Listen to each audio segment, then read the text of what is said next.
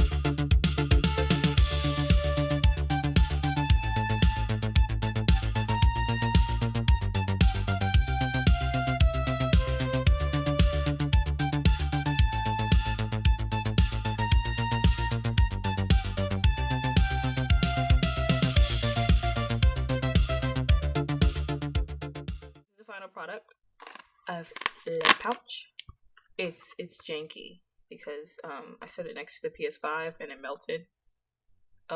Yeah, but it will do for one night. The color on camera is not the color in person.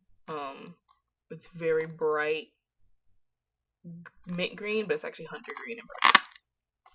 But that's that. That's for the communicator to go in. And this is the belt.